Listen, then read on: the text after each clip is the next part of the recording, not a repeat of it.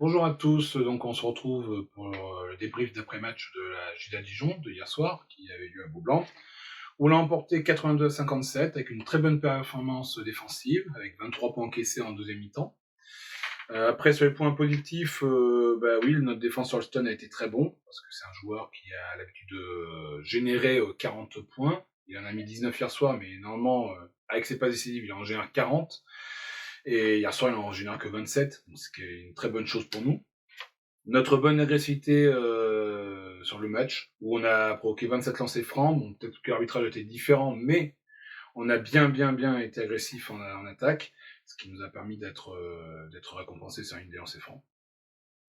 Une bonne circulation de la balle avec 20 passes décisives, le ballon a bien circulé. Par rapport à d'autres matchs, on a été un peu moins performant sur ce sujet-là.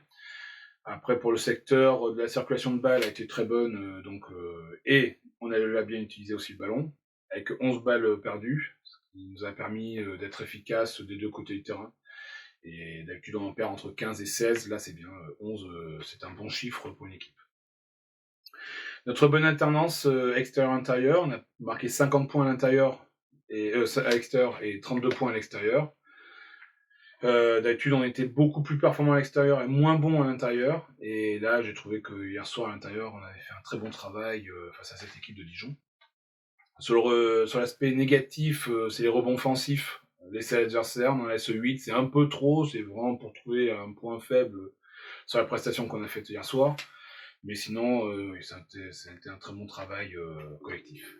Individuellement, le duo Krusel-Beyer, ça fait un énorme travail sur le stun. Et ça a permis de moins voir les autres joueurs à côté de lui. Et ça nous a beaucoup facilité le match. Après, il y a Massenberg qui fait une prestation majuscule, qui a été très bon en attaque, très adroit, qui a bien utilisé le ballon, qui a su faire circuler le ballon au bon moment, qui a été bon en défense sur l'ensemble du match. Et attention, parce que peut-être que Massenberg ne sera pas le joueur aussi adroit tout le temps, même s'il devient le joueur qu'on doit garder prochainement. Attention, peut-être que Massimiliano ne tournera pas à 20 points par match, donc il faudra trouver d'autres solutions, peut-être des fois, il ne pourra pas sauver le match non plus. Ivernizzi, que j'ai trouvé plus adroit, qui prend ses shoots, et ça change beaucoup de choses dans notre performance par rapport aux autres matchs, où il prenait pas ses shoots, où il n'avait pas confiance. Là, ça a permis d'écarter la défense, et ça nous a fait beaucoup de bien pour notre secteur intérieur. Donc, notre secteur intérieur avec Grisme et Pommier, qui a été très bon en défense, parce que le secteur de la JDA était très dense, avec Loom, Ware, Alinguet. Et ça a été très important pour nous. En attaque aussi, il a bien utilisé le jeu dos au panier. Après, il y a eu Pickens aussi, qui a été bon. Dans l'ensemble du match, je trouvais qu'il a été très agressif au rebond. Il a été bon en attaque et il met des paniers qui sont importants à certains moments du match. Et ça, c'est bien parce qu'il progresse beaucoup et c'est une bonne surprise de le voir à ce niveau-là. Après, je vais revenir aussi sur Nicolas Lang qui était encore très efficace, très adroit quand même. Il a mis les paniers qu'il fallait au bon moment. Très complet parce que je l'ai trouvé très bien en rebond et ça nous a aidé. Ça nous a aidé son activité au rebond. Harper plus collectif, moins croqueur entre guillemets, qui a moins forcé. Et ça a été très bien pour nous. Et quand Harper joue à ce niveau-là, ça aide l'équipe et ça permet d'être plus fort. De Seigné, que je voulais revenir sur De Seigné parce que c'est un jeune qui mérite beaucoup. Il a fait beaucoup d'efforts, beaucoup de travail aux entraînements. Il est bon en espoir et c'est bien de le récompenser parce que il faisait partie de l'effectif pour cette semaine et ça c'est bien. Ça c'est bien pour lui. C'est une bonne récompense pour ce jeune qui mérite. Pour les points négatifs, c'est Véné, que je trouve un peu perdu sur le terrain, qui n'a pas obligatoirement la confiance du coach.